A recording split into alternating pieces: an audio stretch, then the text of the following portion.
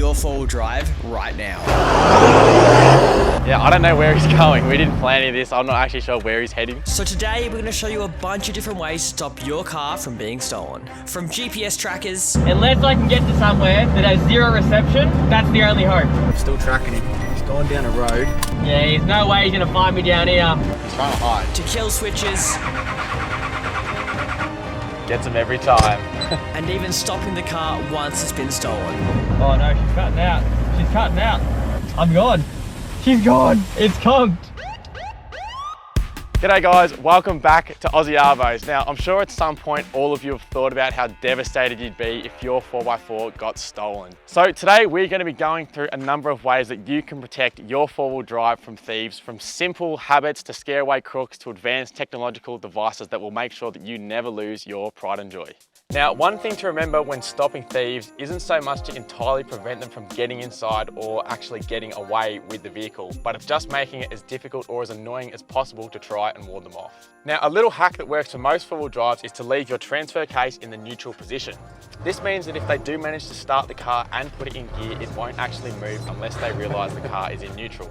Now, this might sound a bit silly and like it wouldn't help at all, but in the heat of the moment when the crook's trying to get away as fast as possible, it might just be enough to scare them away if they can't figure it out quick enough. Now, the next few techniques involve making a couple slight modifications to prevent your vehicle from starting or running. Now, I'm sure you've all heard of a kill switch, but you might actually be wondering how it stops the car from starting and running. And well, there is no one right answer.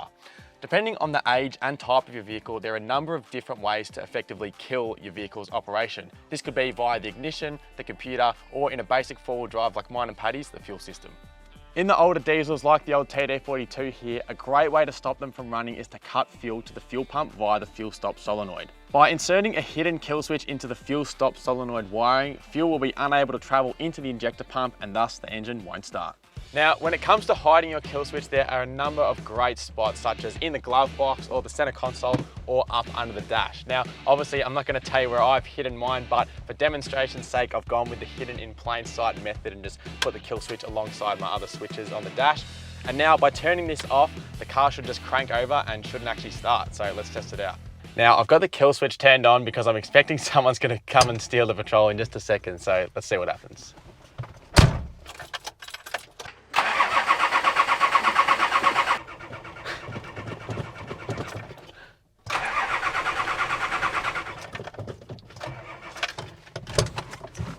Gets them every time.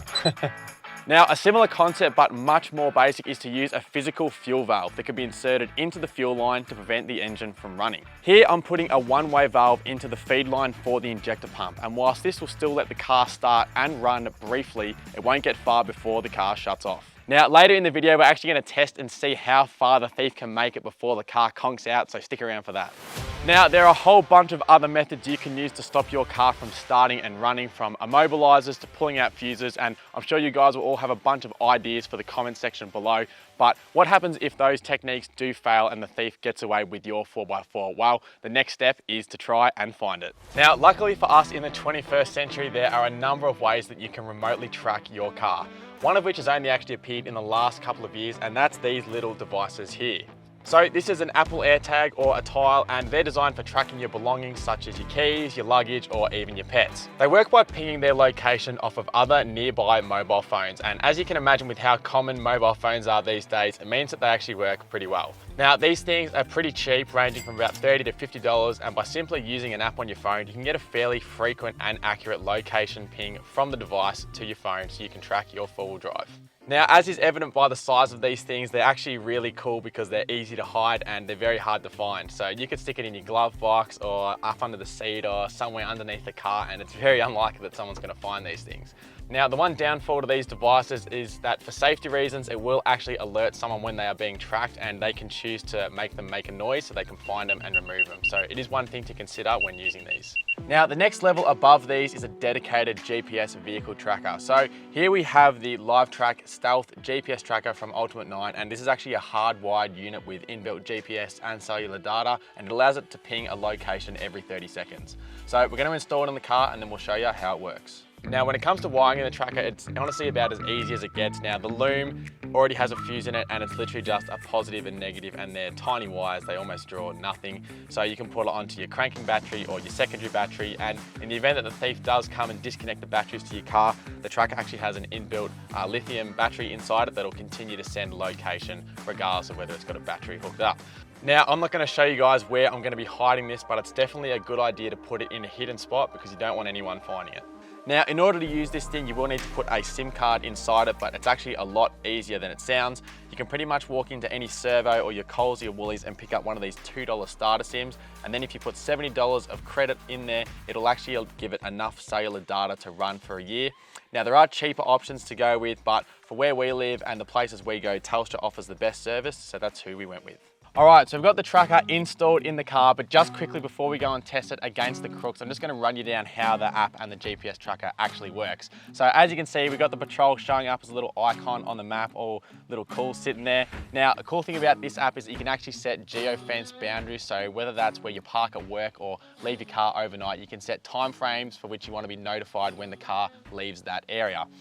Now, the car also has a park mode where it'll notify you of any movement whatsoever to the GPS's location, or it also has a G sensor where if a criminal comes and knocks on your car and smashes a window or does whatever else, that'll also send a notification to your phone to say there's something suspicious going on. Now, if you want to track your car and where it's been, it'll also hold information for up to the last 7 days. So if someone's taken it for a ride without you knowing, you can go back through your catalogue of data and it'll show you everywhere it's been in the last week. So with all that done and all our fortification of the patrol in place, I'm gonna go call the local criminal and tell him that there's a case of grand theft auto that needs to be had, and we'll see what stops him. Let's see if he can get away and see if he can hide from us. So how's this gonna work? Well, for demonstration purposes, we're gonna assume that the criminal has managed to start and get the car running.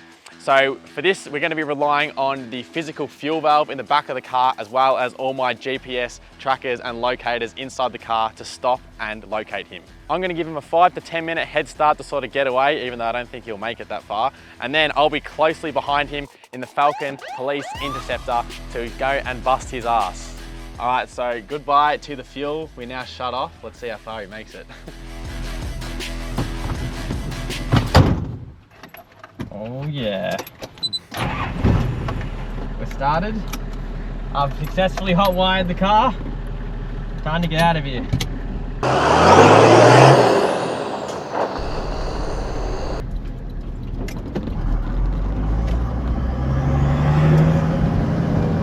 All right, so our criminal is off and away. We're gonna give him a bit of time, see how far he gets, but yeah, I don't know where he's going. We didn't plan any of this. I'm not actually sure where he's heading. So we're gonna rely entirely on the app. So it's already notified, so it's on the main road. Oh no, she's cutting out. She's cutting out. She's cutting out. Oh no! I'm gone. She's gone. That's it, we're out. We made it around the corner. What'd you say, sorry? We busted out just around the pub. The car conked out already. It's conked. Oh no. I mean, that's good, but it's not good for testing purposes, but Jesus. Literally got... Just past the pub. Did it just like start spluttering and die? It started spluttering as soon as I turned the corner. Onto the main drag, basically. Oh, God damn it. I didn't steal it. I didn't think the car would stop this quickly, but possibly just the vacuum was enough to make it conk out or something. I don't know, but yeah, he literally made it all of about, oh, there he is, 200 meters around the corner. There he is. Already caught him. So that just goes to show that fuel cut off, that's a good little backup measure, actually. What happened, mate? It just cut out. Like, it barely made it around the corner. That's actually so surprising. And what happened if you went to start it now?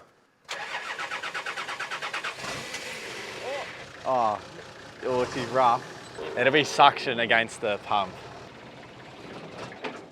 Yep. Well, that's one way to stop a thief.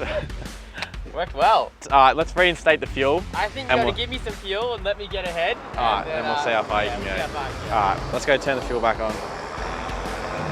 All right, round 2, let's go. All right, so we've given our crook a second attempt because I cut his joyride a bit short with the old fuel stop there. So we've given him fuel, but we're gonna see how these GPS trackers work anyway. So he's taken off up the road. Now, if I jump into the GPS app here, so on the iCar app, and yeah, instantly his location's updating. So it is worth mentioning too, there is actually a rapid mode. So if you jump, there's a little button on the right, and it'll do like updates every few seconds for 30 seconds. So if you want to really accurately track someone, you can do rapid reporting. So that's what we're doing now, and you'll see it'll update much more frequently. So Now, trying to escape him is basically impossible. Unless I can get to somewhere that has zero reception, that's the only hope. And even then, if I just manage to get reception for even a millisecond, he'll know exactly where I am. the GPS tracker seems to be working awesome. So the next thing to test is our air tags and tiles. Now, let's see how we go. First, we will try the tile. Most recent location was only 2 hours ago. It hasn't updated in ages. So already we're looking at a fault with the tile. I'm having trouble getting an accurate location on that. So the next will be the air tag. So if we go to the Find My iPhone app, last location 2 minutes ago. So that hasn't updated either. Now, one thing you're probably thinking is, well, does an air tag have to be, you know, specific to an iPhone? And I think the answer is yes, because Patrick has an Android and it hasn't updated. So the air tag and the tile aren't actually doing much help for me at the moment. There's something so dodgy about wearing a ski mask while driving a car. I'm not getting good looks. Again, I'll see if we've got another update from the tile. Yeah, still not updating, which is a bit of a bummer really. I sort of hoped they'd work a bit better. And I think it should be the same case for the air tag. Look, he doesn't have an iPhone in his car, and yeah, it's only updated to where I am now, which is when I was last next to the car. So there you go, no good from the air tags or the tiles. So we're definitely relying on and the GPS tracker though, literally instant. As soon as you're into the app, it tells you, so I can see where he's coming into now. I've turned down a bit of a bush track, so hopefully they'll be limited to no service, so good luck to him. All right, so we've given him about 5 minutes to get away. He's had his little joyride, and now we're gonna go end the fun. So Interceptor is ready to go. Yeah, we'll see if we can go track him down. I'm still getting locations coming through. I can see he's actually turned down a road. So he's trying to hide. Let's see if we can go find him. Yeah, there's no way he's gonna find me down here. Let's go find this criminal. Still tracking him. He's gone down a road. Still tracking his location. Now, the interesting thing here is going to be to see how accurate it is, because, you know, if you're in a built-up area and you're trying to locate it into a suburb or saying there's lots of houses, you might be trying to think, all right, we've got to pinpoint which house it's in. This will be a good spot, I reckon. There's no way he's finding me down here. Hide behind the water tank? You'll never know. So we've literally got 0 bars of 4G, it reckons, so we'll see if he can find me. He's definitely stationary at this point. His tracker is showing consistent pings in the same location, so it seems he's pulled up, he's found his hiding spot. So we'll see how well we can find him. Hopefully it's hidden somewhere around here. It says he's down here on the right if I take a right down this road. And he's on the, I think I can see him. Oh, no way. Literally right, wow. I think we got him. God damn it. We got him. Criminal captured. Who is the thief? That's Patrick. We all knew he wanted a Nissan deep down, and we couldn't get away with it this time. No, you found me well. I've barely got service down here. Yeah, well, 0 bars of 4G, and I'm like, I won't get him here. I reckon I'll be able to. Yeah, no, this is like literally pinpoint accurate. Exactly. Wow. Yeah, to the exactly right down to the spot. Yeah. So, yeah, but the air tags and the tiles literally haven't moved. Still at home. You're kidding. Nah. Or the air tags still where we just pulled over before, where me and you both went, obviously. But and the tile's still at home. The tile hasn't pinged for 2 hours. The tile's rubbish. Yeah, the tile's useless, in other words. So there you go.